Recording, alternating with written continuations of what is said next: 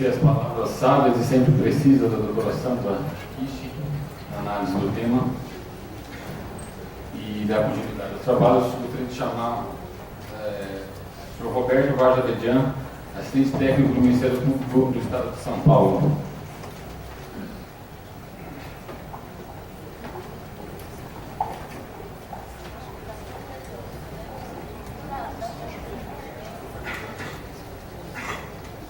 Roberto estava falando por 15 minutos.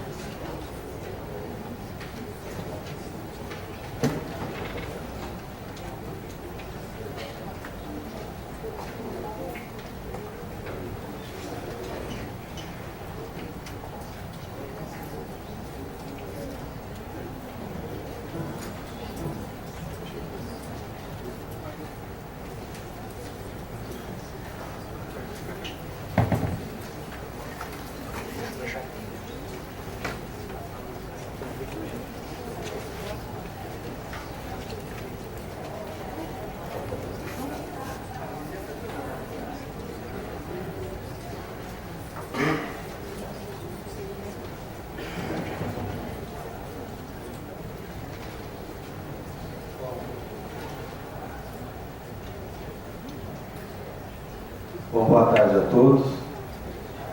Eu vou fazer algumas colocações aqui para delinear um pouco, a origem dessa contribuição, da onde a gente tira os elementos, só colocar que isso faz parte do nosso cotidiano de trabalho, porque eu faço parte aqui da equipe de assistentes técnicos que apoia os promotores públicos na discussão de vários processos de licenciamento, uma equipe multidisciplinar, e os aspectos que eu vou colocar aqui, eles estão sempre presentes nas nossas discussões de toda essa equipe técnica. E por que isso acontece? Porque há muita demanda de questionamento dos licenciamentos. Há muita demanda judicial em cima da forma de condução e elaboração e aprovação dos processos de licenciamento. E daí, então, eu vou procurar ser rápido aqui na abordagem para colocar alguns elementos críticos a respeito de quais são os parâmetros mínimos, Então, considerando... Nossa, que consciência. Uma avaliação de impacto ambiental, quando a gente avalia um caso qualquer, e isso é uma coisa importante que eu gostaria de dizer, no sentido, existem algumas variáveis, alguns parâmetros mínimos que são elementares para qualquer pessoa que vai fazer uma avaliação de impacto. Então temos aqui alguns exemplos. É possível falar de avaliação de impacto quando você está discutindo um empreendimento com a sociedade sem falar algo sobre por que você quer fazer esse empreendimento? A justificativa? É possível falar de avaliação de impacto sem falar até onde vão as influências dessa atividade no espaço, no tecido social? É possível você falar disso sem cogitar, discutir alternativas para aquele projeto? Você vai sempre aceitar o projeto da forma como ele vier, tanto do ponto de vista técnico como do ponto de vista da localização. Aí você vai avaliar planos e programas governamentais, a sua compatibilidade, o projeto que você vai fazer na perspectiva daquilo que está sendo feito, do que foi planejado, do que está em curso num processo de desenvolvimento em um determinado estado, de uma região do país. E aí, obviamente, nós vamos cair naquele momento em que, quando você está falando que está avaliando impactos ambientais e pensando para que serve um licenciamento, o aspecto que já foi colocado aqui hoje durante o dia, conceitualmente, para que serve? Para prevenir, para evitar a degradação, você tem que ter uma avaliação do que existe lá, para depois avaliar o que aconteceria em termos de previsões em função de projetos que venham a ser desenvolvidos. Então você vai estar fazendo um diagnóstico do que tem ali e posteriormente, como vocês podem ver no slide, você vai passar para a fase de análise de impactos do projeto e suas alternativas sobre diferentes aspectos, sobre definição de medidas mitigadoras e definição de medidas de acompanhamento e monitoramento. Daí eu pergunto para vocês, que avaliação de impacto pode ser feita sem considerar essa base mínima? Se você vai ensinar para alguém do colégio como é que se faz a avaliação de impacto, você vai passar por essas variáveis. O que acontece é a forma como você vai abordá-las. Mas o que a gente vê é uma preocupação muito grande em se afastar uma norma basilar que coloca, ela é extremamente clara em relação aos critérios mínimos de uma avaliação de impacto ambiental. O que vai ser avaliado em cada caso específico, e não tem argumentos razoáveis para afastar uma norma como essa, no caso a resolução 0186, da onde derivam esses itens elementares. Então, eu acredito que o que se faz hoje com as propostas de normas que estão em discussão é tentar criar mecanismos de tentar simplificar ou de afastar itens que tornam mais complexa e talvez até mais cara essa análise. Mas o problema é que essa simplificação ela vem se dando de modo a simplesmente excluir itens dessas variáveis.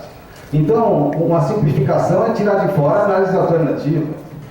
Uma simplificação é não pedir a avaliação de impacto cumulativo e sinérgico. E aí uma questão importante que se coloca é que tem muitas questões que, na verdade, que a gente constata no nosso dia a dia, os problemas que nós temos encontrado nas análises dos licenciamentos não dizem respeito a uma demanda por mudança de normas. Dizem respeito a uma mudança, a proposição de mecanismos complementares para que você não se desvie daquilo que é necessário você fundamentar numa avaliação de impacto. Então, porque você não tem a condição operacional, técnica e com uma série de interferências econômicas e políticas, você não consegue atender nem esse básico, que é você dizer, olha, eu justifico esse empreendimento dessa forma, ele tem a compatibilidade assim com os projetos existentes, eu vou discutir as alternativas, eu vou discutir o que existe lá em termos de recursos ambientais, meio físico, meio biológico e meio socioeconômico, vou analisar os impactos, vou definir mitigação e monitoramento e vou ver se isso é viável ou não é viável. Para que revogar essa norma? Essa é a primeira pergunta que eu coloco. Porque ela ensina, sim, que é o objetivo dela, critérios mínimos para se raciocinar em termos da lógica de fazer a avaliação de impactos ambientais. Né? Então não é excluindo e criando mecanismos mirabolantes de excluir variáveis ou de atribuir a possibilidade de não fazer esse estudo para uma série de empreendimentos. Aí eu dou o exemplo do PL 654. Todos os projetos de infraestrutura que estão nesse PL, eles são absolutamente exigidores de estudo de impacto ambiental, com todas essas variáveis incluídas. Aquelas modalidades todas que estão lá de empreendimentos, são empreendimentos de infraestrutura. Há uma movimentação para ter um projeto de lei em relação a esses temas, porque quer-se dar celeridade aos projetos de infraestrutura. Só que isso não se faz fragmentando ou destruindo, digamos assim, a legislação. Então, o que nós temos que ver, em primeiro lugar, é que há um conjunto de questões técnicas básicas que não pode ser afastado, não há argumentos razoáveis para isso. Então, se é que se falar de mecanismos e por que o sistema não consegue instruir devidamente essas variáveis no licenciamento, é uma discussão, no mínimo, a primeira a ser desenvolvida. E aí o que surge nesse momento é você, como foi colocado por outros palestrantes aqui, fazer uma avaliação, um diagnóstico de quais são os problemas. Porque mudar uma lei pode não atender à necessidade de resolução dos problemas que estão em discussão. Então eu vou dar esses exemplos rapidamente aqui, assim, essa questão da fragmentação da avaliação de impacto. Eu vou passando por alguns, esses próximos slides só tem os problemas que nós encontramos todo dia nos estudos de impacto ambiental e nos licenciamentos simplificados que a gente encontra. Então, por exemplo, a ideia da fragmentação. Hoje em dia você levanta a ideia da fragmentação de um empreendimento como algo equivocado a ser combatido, isso sequer tende a ser considerado porque é considerado um argumento superado. Mas a fragmentação é inegável subestimativa de impactos. Isso se faz muito em rodovias, se faz muito em linhas de transmissão, vai tudo aos pedaços. Você licencia o trecho do Planalto, depois você licencia o trecho da planície, depois você faz o trecho sul do Rodanel, depois o trecho norte, a sua análise fica fragmentada, os seus impactos são subestimados, a sua área de influência é definida pela metade, todo estudo fica equivocado e ele é aprovado mesmo assim. O que está implícito e pode ser provado em qualquer análise técnica? Subestimou impactos. Então, se subestima impactos, não pode ser aceito. Sem resolver o problema da fragmentação dos licenciamentos e colocar um limite claro para isso em outras normas complementares que não tem nada a ver com a ideia de revogar a 0186, não vale a pena, por exemplo, continuar uma discussão saudável a respeito desse assunto, porque muitos dos projetos de infraestrutura são rodovias, são linhas de transmissão. Então, você recebe um estudo de impacto ambiental, que é uma linha que vem lá de Giral, do norte do país, e você vai discutir um trechinho dessa linha de transmissão que passa num pedaço do interior do estado, e vai discutir só nessa perspectiva esse assunto. É uma visão absolutamente míope e, se você for ter oportunidade de comprovar, é um equívoco não aceitável a fragmentação, pelo menos para fins de viabilidade ambiental, né? Áreas de influência subestimadas. Todo mundo tem se degladiado com isso. Mas o que define uma área de influência? São os processos que você está analisando relacionados àquela questão. Os processos do meio físico, como eles acontecem, até onde vão as influências, os processos biológicos, os processos da sociedade. Isso tem repercussão no espaço. Não pode ser um retângulo que é cortado à revelia da conveniência de uma equipe que faça o trabalho. Não pode cortar uma bacia hidrográfica ao meio. Isso é crime. Por quê? É uma subestimativa, mas assim declarada. Então não adianta criar mecanismos de simplificação, do jeito que aliás estão querendo criar, sem discutir muito esses problemas atuais, que afligem aí o tema do licenciamento, que é você ter desvios que estão acontecendo, que se afastam do necessário quando você está lidando de atender critérios mínimos de avaliação, né? Então essa questão dos impactos cumulativos e sinérgicos é uma coisa cotidiana. Você faz análise pontual e fica absolutamente ignora o que possa estar acontecendo em volta. Você tem um impacto que vai mexer com uma região inteira e você só analisa, você sabe que tem outros projetos que vão mexer com uma região inteira e você só analisa aquele projeto, você só faz aquele recorte. Então você não avalia o conjunto. Todo o discurso de baixo impacto que existe na legislação brasileira, ele foi posto na legislação brasileira como uma válvula do sistema de licenciamento para aprovar projetos, porque muitas pequenas coisas podem representar um grande problema ambiental. Se você não tiver a avaliação cumulativa e sinérgica como etapa obrigatória de qualquer avaliação ambiental que você está fazendo, você não sabe o efeito em soma que essas coisas fazem.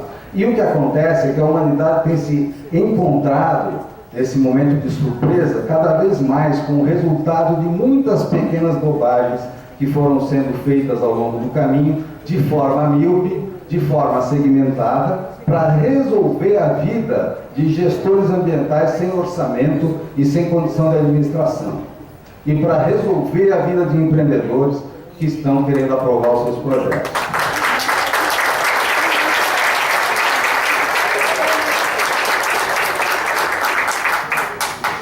Dentro desse contexto, entram também, né? Então, por exemplo, vou dar um exemplo básico, as áreas de preservação permanente. Vai falar de baixo impacto de área de preservação permanente num rio e constrói lá um ranchinho na beira do rio e imagina outros 300 na beira do rio para você ver o que acontece com tua análise de baixo impacto. Não é mais possível, se nós queremos trabalhar com a ideia de planejamento, trabalhar com licenciamento ambiental sem cumulatividade e sinergia, em qualquer nível, porque existe a somatória das coisas e ninguém está vendo isso e isso cria problemas. Bom, o outro item aqui, autolicenciamento e obras emergenciais. É o Estado que então se autolicencia. Ele tem uma rodovia, ele faz o seu licenciamento, né? Ou ele tem uma obra emergencial por conta da questão da crise hídrica. Ele mesmo promove o seu processo de condução desse licenciamento. Isso é extremamente discutível porque esse tipo de pressão que foi levantado aqui pelo IBAMA fica evidente em muitas outras situações. Isso é um problema seríssimo para resolver. É o aparelhamento do próprio Estado para ele aprovar os seus projetos de interesse. Expus de alternativas inconsistentes, já foi colocado exemplo aqui hoje, em relação a você fazer simulações de situações muito piores para fazer. Na verdade, o que eu estou querendo dizer é o seguinte, esses itens têm sido tomados por estratégias de burla. É que nem você pedir para uma pessoa fazer um trabalho na faculdade e ele ter os itens principais desse trabalho e sempre copiar coisas e fazer aquilo para entregar porque alguém quer que aquilo seja entregue para ser aprovado. Mas o que nós temos que identificar são os mecanismos de burla, os mecanismos de equívocos conceituais evidentes, técnicos, científicos que estão presentes nestas questões básicas das quais nós estamos tratando, aquelas que foram apontadas antes, né? E aí conseguir vencer isso em primeiro lugar. Então, só para finalizar, tem aqui os diagnósticos ambientais. Se você vai avaliar o impacto, faz um diagnóstico subestimado de uma área, por exemplo, não diagnostica a fauna, ou então evita não falar da vegetação, como aconteceu lá em Barra Grande. Todo o resto fica comprometido. A avaliação do impacto fica comprometida porque você não falou nem sequer o que tinha lá, e que dirá o que vai acontecer lá. Daí, as medidas de mitigação, muito mais. Então, o diagnóstico é um ponto-chave. Tem que haver critério científico, tem que haver estruturação para fazer os diagnósticos. E daí, a modalidade simplificada, ela não pode se dar com prejuízo da instrução que você está querendo fazer. Mesmo um empreendimento considerado menor, ele tem que ser tratado dentro da perspectiva daquelas variáveis lá que a gente colocou anteriormente. Se elas não devem ser consideradas, no caso específico, por alguma razão, que isso se justifique. Mas a padronização disso é uma temeridade, considerando a forma e a estrutura que os órgãos ambientais estão trabalhando. Eles só querem uma receita para poder despachar e fazer o encaminhamento das licenças da forma mais rápida possível, porque tem algo que eles possam se sustentar depois. Olha, eu usei o critério de baixo impacto dessa norma aqui, mas esses critérios, se nós pudermos discutir mais como é necessário, as evidências vão mostrar o equívoco e as distorções que tem nesses projetos do CONAMA, desses PLs, né?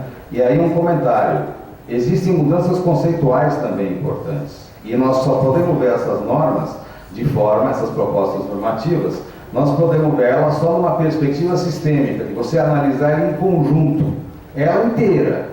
Então não adianta você dizer que está querendo resolver as deficiências de uma norma e usar isso como alternativa para embutir dentro desta norma coisas que anulem os princípios fundamentais. Ou seja, eu coloco dentro de uma norma o que regulamenta o estudo de impacto ambiental e coloco o estudo ambiental simplificado junto. Os mecanismos de estudo ambiental simplificado podem fazer com que quase nunca você tenha um estudo de impacto ambiental. A liberdade que está sendo colocada para isso. E aí você hoje, entrando nos órgãos ambientais, com as fichinhas que tem ali expostas a respeito disso, você vai achar terminais de porto com licenciamento simplificado, hidrelétrica com licenciamento simplificado, rodovia com licenciamento simplificado. Isso é um absurdo. Mineração, que é um dos grandes exemplos de impactos, onde a questão de cumulatividade tem que ser considerada, porque é um mais outra, e os minérios ocorrem muitas vezes de forma concentrada. É um exemplo triste que nós temos aqui na região do Vale do Paraíba, em São Paulo. Bom, por fim, a questão dos problemas de publicidade e participação da sociedade nos termos de referência. O termo de referência é a oportunidade de você justificar o porquê da sua simplificação. o porquê que você está excluindo eventualmente algum elemento de instrução do licenciamento. Aí, se isso for feito com sustentação técnica e com participação da sociedade, existe uma chance desse processo se tornar mais saudável ao longo do tempo, né? E a questão, essas questões colocadas aqui com muita propriedade pelo pessoal do IBAMA, a gente sabe da existência do não respeito aos direitos de autonomia e liberdade profissional, né? Então, essas questões, elas colocam em risco todo o resto, porque não adianta o que você faça se o técnico na ponta do sistema vai ser intimidado ou ameaçado de demissão se ele não aprovar tais projetos. Então, esse é um tema extremamente relevante também, que a gente acha que tem que entrar na discussão. Obrigado.